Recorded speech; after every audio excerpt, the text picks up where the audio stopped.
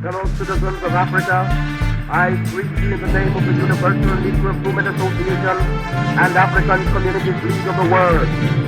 You may ask, what organization is that? It is for me to inform you that the Universal Negro Improvement Association is an organization that seeks to unite into one solid body the 400 million Negroes of the world. The link of the 15 million Negroes of the United States of America to the 20 million Negroes of the West Indies, the 40 million Negroes of South and Central America, to the 280 million Negroes of Africa, for the purpose of bettering our industrial, commercial, educational, social, and political conditions. As you are aware, the world in which we live today is divided into separate race groups and distinct nationalities. Each race and each nationality is endeavoring to work out its own destiny to the exclusion of other races and other nationalities. We hear the cry of England for the Englishmen, of France for the Frenchmen, of Germany for the Germans, of Ireland for the Irish, of Palestine for the Jews, of Japan for the Japanese, of China for the Chinese. We are the Universal Negro. All right. So yesterday I had my afternoon absolutely ruined, completely wrecked. Just absolutely no coming back from this. Saturday afternoon, fucking just written off, you know? Hope that we live until next weekend so that I can get a mulligan. All right? I hope that nothing terrible happens between now and then. I don't know anything that you don't know. Don't worry. I'm just trying to cover all my bases. What was this thing that ruined my afternoon? It was a headline. A headline from the New York Post, which, let's be honest, is barely even a newspaper, if we're real with each other. It's more like a Portuguese man of war, which is not actually one discrete organism itself, but is made up of millions of other tiny little disgusting, poisonous, venomous, slimy, treacherous sea creatures that then combine into one superstructure that's going to completely just annihilate your family on Labor Day. And that is sort of what the New York Post is, except instead of tiny little minuscule sea creatures, it's tiny little minuscule, like putty-brained op-ed writers like this guy that they just sort of glom on to one another and then create the New York Post, which is somehow run by News Corp. So this is obviously a Rupert Murdoch joint. Which, you know, it's not gonna be punching up most times. 9 times out of 10, not punching up, but rather doing the opposite at best. It's funny because this material that we're getting into is not normal News Corp fodder. This is usually more the province of OAN or 12 Chan or the Babylonian Bee or one of those sort of fringy websites. Some of the fringistas are more apt to traffic in this kind of sewage than your usual News Corp stuff. But hey, you know what? You got to give them an attaboy for trying, is what I'm trying to say. What was this terror that came over my screen exactly? It was a headline that at first it didn't quite strike me as being like a real headline. It struck me as being less than a headline that articulates any sort of coherent position and more as just kind of like a rough premise that like Louis C.K. has typed into his BlackBerry and he's sitting next to Jeffrey Epstein being like, hey, what do you think about this? I know it's like there's something there, right? I'm working on it. Like, you think there's something there? It's like, it's more that than the usual sort of punchy op-ed headline that makes any sort of point that is recognizable to a sentient human being. Let's just take a look, okay? What do you think? Black families need fathers, not reparations for slavery. Ooh. That's rough. Like, but you know what I mean? Like, you know how that immediately just kind of strikes you as being two things that have nothing to do with one another, and they're not sure how they're related, but they're put together as if they do, and in a pithy sort of way that kind of makes you go, hey, I wonder if maybe there is something here. There's not. Isn't that, I don't know, I just could see Louis C.K., launching, basically having a solid 15-minute chunk of that in a Netflix special that is millions and millions of dollars over budget. but it doesn't matter because he absolutely needed to fly in the families of his victims so that he could make fun of them at the end of the show. Because that's what a classy guy Louis C.K. is. So that's the kind of material that we're working with. And I started to read it, and quite honestly, it got loopy enough that I figured, you know what I ought to do is just stop reading right now and dive into it with this old camera that I got at a haunted estate sale with you guys, so that we can sort of together take this in and process this, because I have a feeling it's not going to be good for our mental health. Okay? It might make us a little bit stupider, and quite honestly, it might, give us a few extra weeks in purgatory if you're a Catholic. If you're not a Catholic, you're going to hell anyway, so what does it matter? So let's take a look at this, shall we? Leave it to Elon Musk to tweet a message that perfectly encapsulates the truth about reparations for slavery. Easy to fool people, but it is almost impossible to convince people that they have been fooled. Yeah, an absolute dynamite aphorism stolen by Elon Musk from, a dozen alpha male accounts across the Twitter sphere. I'm quite sure. I've heard this said before. It's nothing new. It's nothing exciting. It's a pretty standard piece of common wisdom. But being passed off as uniquely Muskian brilliance, which it's not. It's just kind of something you could read in a book, maybe like a Poor Richard's Almanac. I'll bet it's in there. If you could dig one of those out from your childhood bookshelf, you would find that you're going to find this in a Poor Richard's Almanac that you own, that you've colored on. Secondly, I mean, the irony shouldn't be lost on you that this is a man writing about how easy it is to fool people. This is a man who maintains an active personality cult online and whose products are largely useless. Catch on fire, tunnels underground that go nowhere, that cost billions of dollars, billionaires in space, all the genius kind of stuff that we expect from the, boy wonder of the future who's going to swoop in and save humanity from impending doom. The guy's really out there just, taking cracks at these big problems that we have and really knocking them out of the park. At a time when the push for reparations is gaining steam nationwide, Musk's mid-December missive, again, this is just something that a lot of people say that Elon Musk happens to have tweeted. Musk's mid-December missive has never felt more relevant. Well, I hope so. It's only about a month old, so I hope it's not too irrelevant 3 weeks later. Over the past 50 years, progressives and self-appointed black leaders have fooled many Americans. They've fooled them into believing that economic, health, and educational disparities plaguing our community are the result of racial injustices, white privilege, and systemic racism. For this foolish crowd, the reparations movement, which this week gained traction with the formation of a reparations commission in my hometown of St. Paul, Minnesota, is yet another effort to obscure the real ailments impacting blacks while siphoning off billions of dollars toward themselves and a never-ending class of government-dependent families. Bit of a mouthful, isn't it? So this foolish crowd, right, that has been totally bamboozled by this whole reparations shimmy sham. It's a friggin' like dust in the wind, sort of like, Kaiser Soze sort of trick that's just built upon all of the things behind you.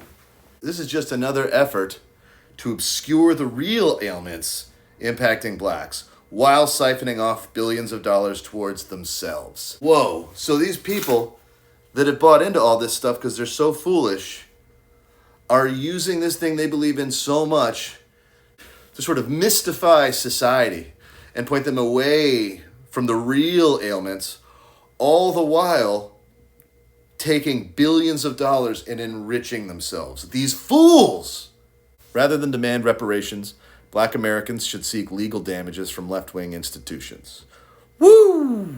Shots fired at FEMA. Yikes.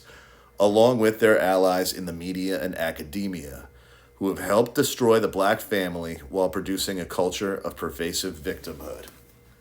Okay, and yet another false binary, as if you cannot demand reparations on the one hand and sue a left-wing institution like Sarah Lawrence College on the other hand. You can do both. That's fine. There's nothing stopping you from doing both of those things. Okay? Because despite their very real consequences, the biggest cause of black inequality isn't slavery or redlining or Jim Crow. It's our community's dependency on social welfare programs and the fatherless families they continue to subsidize. Established as part of President Johnson's Great Society, these programs paved the way for the dissolution of the traditional black family. So let's talk about the idea of a traditional black family. I believe that what the author means by this is your stereotypical upper middle class, 2 parents, 2.5 children, picket fence, the sort of poodle skirt type of deal. That is a fundamentally bourgeois conception of family. It is only possible to those who have attained a certain station in society, a certain level of financial stability, a certain level of comfort. Because despite their very real consequences, the biggest cause of black inequality isn't slavery or redlining or Jim Crow. It's our community's dependency on social welfare programs and the fatherless families they continue to subsidize. Established as part of President Johnson's Great Society, these programs paved the way for the dissolution of the traditional black family.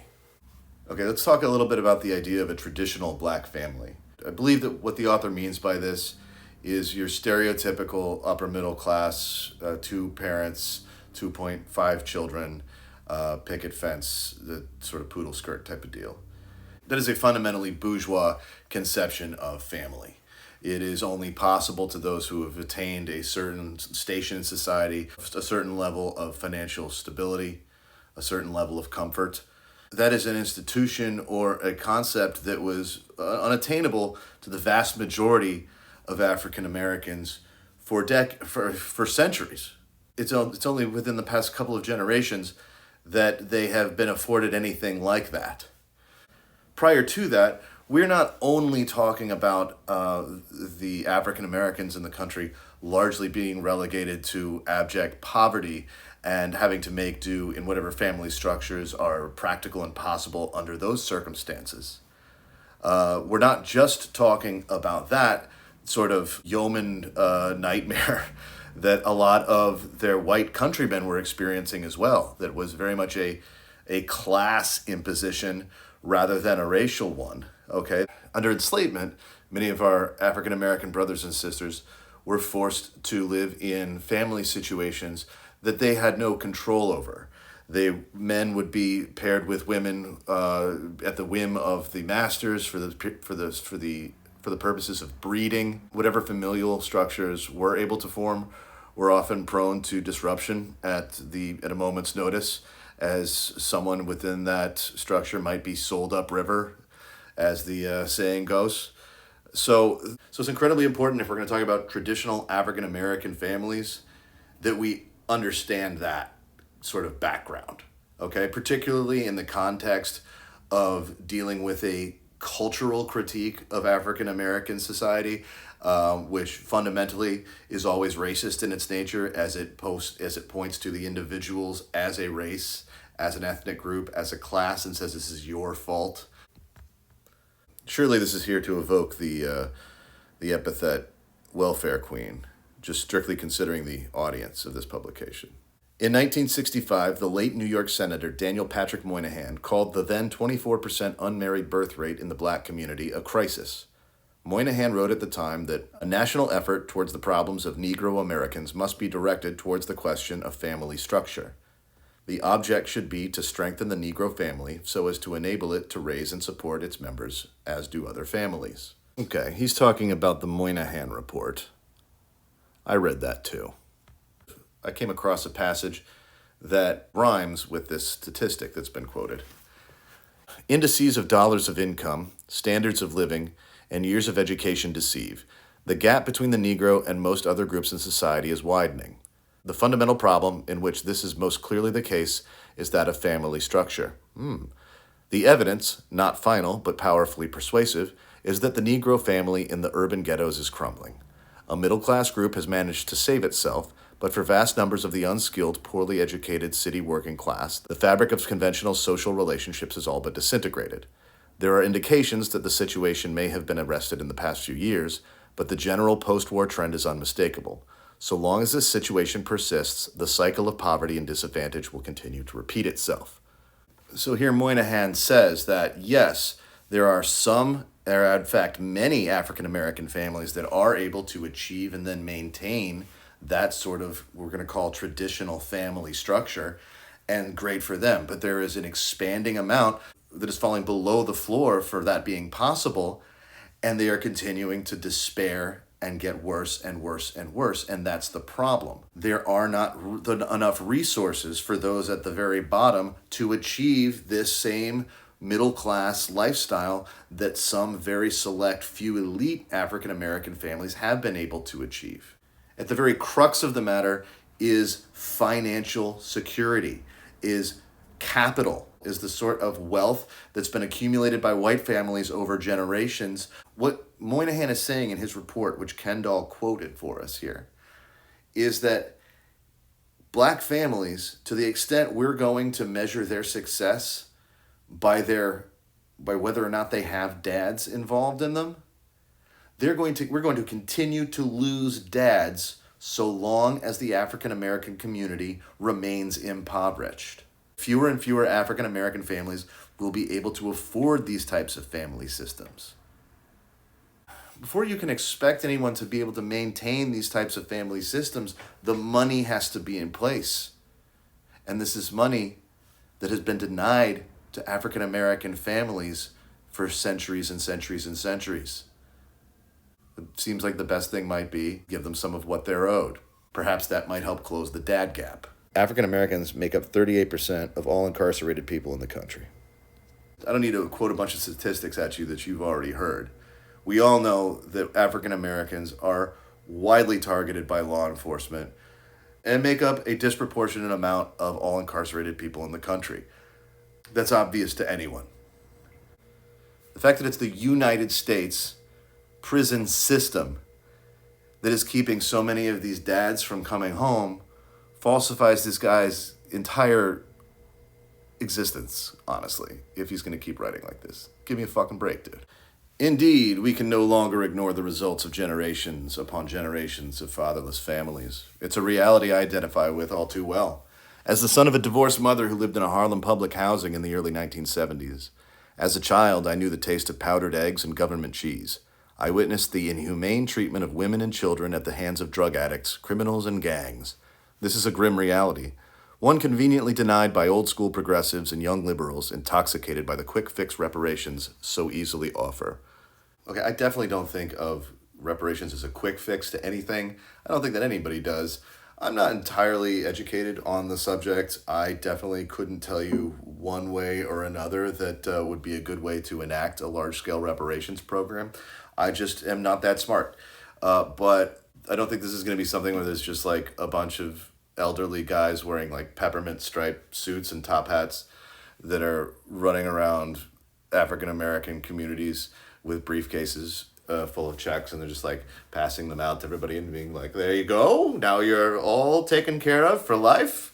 What a nice quick fix this was. The courtesy of Uncle Sam. Now I've got 30,000 more houses to hit. We are going to fix everything very quickly this way. I wish that I was dead. Our dude, who we love, Ken Dahl, grew up in Harlem with a single mother who I'm sure worked her ass off to give him every advantage that he could possibly get in the world. And he has risen to the ranks of New York Post op-ed writer, which is, slightly above a bedwetter in terms of the hierarchy of society. I have no doubt that he struggled and that it was very difficult growing up in Harlem in the 70s. I'll bet that was legitimately scary and difficult to do. I don't agree that this is a grim reality that is denied by old school progressives and young liberals. That I just don't see. Every liberal listens to gangster rap. All liberals have seen at least 4 seasons of The Wire. All all liberals have a cousin who bought a house in Detroit for $1 and are turning it into a vertical farm. I really don't know what he's saying here, except maybe that liberals just need to watch a little bit more Law and Order. I don't know. Reparations for slavery will not undo the damage fatherlessness has wrought. If anything, a conditions-free financial payment will only exacerbate this intractable crisis. And as Moynihan pointed out decades ago, this is a crisis, made worse by a, quote, quote, woke black leadership lacking in vision and accountability. Because the Black Lives Matter lady bought a house. This is exactly what Moynihan was talking about in 1964. Was that one day a lady would start an enterprise, that enterprise would raise a bunch of money, and that she would buy a house, and it would be bad. This is what Moynihan predicted back in 1964. This is also what Nostradamus told us would happen shortly before the whale gave birth to the mountain goat. We still haven't figured out what that is going to look like.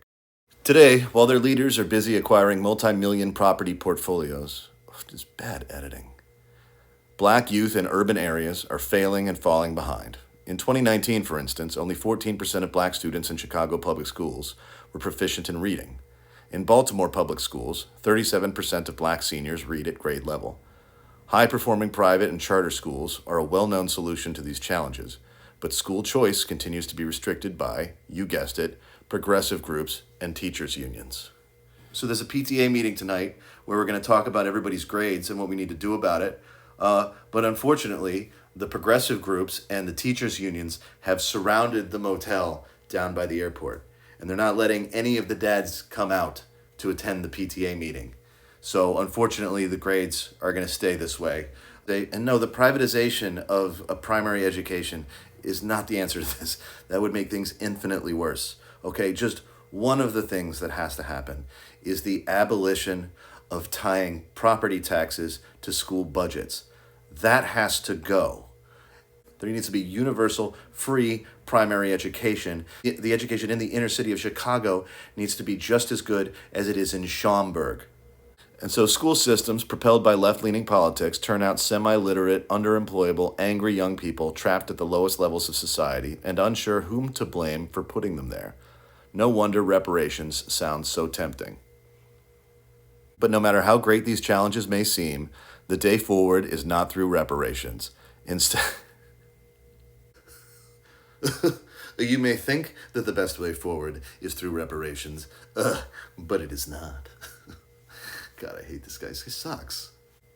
Instead, African Americans must return to their cultural roots of faith, family, and better education for our children.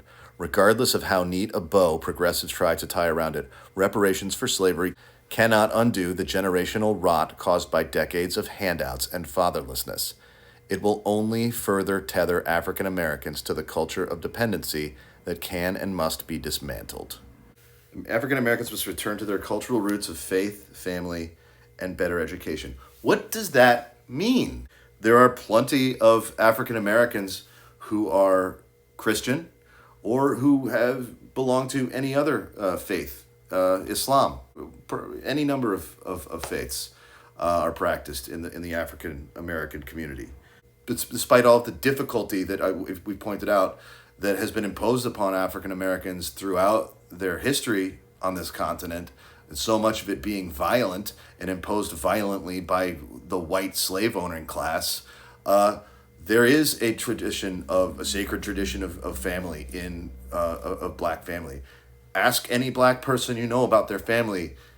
Most black people that I know are far closer to their family than I am. Obviously, that's purely anecdotal, but fucking try me. It's true. And there's no lack of respect currently in the African American community for education. There's a lack of funding for it. So this trinity of bullshit really isn't going to fly. And basically what he's saying is that unless we return to these things that everybody's already there, there's no returning to this because everybody's already showed up. But then once African Americans will return to that, then the money will come. This is like some sort of like self-hating prosperity gospel. Progressives, both black and white, often like to lie to themselves. Fathers don't matter. Whites want to keep blacks down. Reparations for slavery can fix every black ill. But when it comes to fooling folks, it's not just Elon Musk dishing out words of wisdom. Fucking shut up about Elon Musk, dude. As Booker T. Washington wrote in his 1901 autobiography, a lie doesn't become truth, wrong doesn't become right, and evil doesn't become good just because it's accepted by a majority. So unfortunately, this is worse than a Louis C.K. bit. And here's why. Because Louis C.K. would have to justify himself while telling this joke. And that it would have roughly followed this formula. Oh, your assumption is that African American people should be paid reparations? Okay. Well, here's something that falsifies that assumption. That now that I've said it and you've heard it, is both obvious and familiar. Do you still think that black people are owed reparations? You do? Well, here's something else that falsifies that assumption, that is yet even more familiar and more obvious, shockingly so. Do you still think that black people should be paid reparations? You do? Well, have I got something for you. That's how that joke would have. This is basically just, so you think that black people should be paid reparations? You're wrong. We just need more dads. We just need more dads. We need more dads. We've got to bring our dads back. Bring me back my dad. I am sure that you will agree with me that reading that was a uniquely terrible experience, something that we all regret deeply. Who was this madman? Kendall Qualls. Well, he ran for governor. Other than that, though, we seem to have to keep doing some pretty deep Googling because this website of his doesn't work. I was able to track him down in the Wikipedia entry for the 2022 Minnesota gubernatorial election. You see here, he withdrew. So we, dear listeners, have shown more grit and determination by making it to the end of his puzzling op-ed piece than he did in his attempts to become the governor of Minnesota. The one thing that did interest me here is that there seems to be a perennial candidate named Ole Savior, but it's rather disappointing when you figure out that it's just this guy. Go Vikes. So that's all we got from old Kendall. Before we let you go, I just wanted to keep you guys updated on the Matt Gaetz situation. As you may have heard, he narrowly avoided a bit of a scuffle, a bit of a physical altercation on the floor of the House a couple days ago. We've got some video of that. In this moment, that moment is when Kevin McCarthy realized that he wasn't going to have Okay, so here we see Representative Mike Rogers really sort of getting right up in Matt Gaetz's face, like a full body length and a half away from his face, just right up in there. Luckily, there happened to be this strapping young lad behind him standing there to Kevin face McCarthy mask was him, completely dejected. You saw which him is walk up the aisle. not necessarily the technique that I would use in this situation. Generally speaking, if you're trying to neutralize a threat from behind, you're going to want to get a rear naked choke.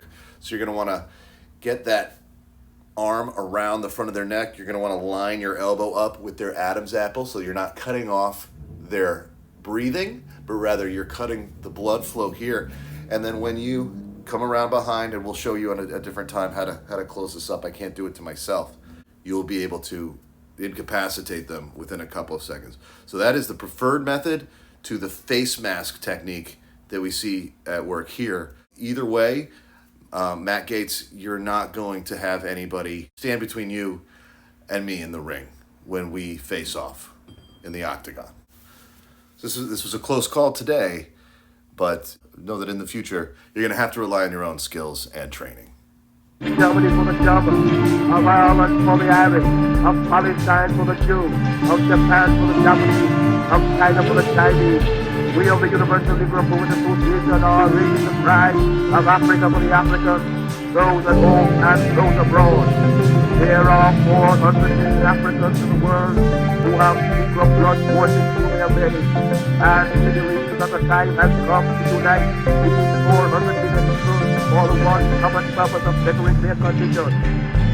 The great problem of the Negro for the last 500 years has been that of impunity. No one or no organization ever succeeded in uniting the Negro race. But within the last 4 years, the Universal Negro Improvement Association has worked wonders in bringing together in one fold 4 million organized Negroes who are scattered in all parts of the world. The Association, the American Union, all the West Indian Islands,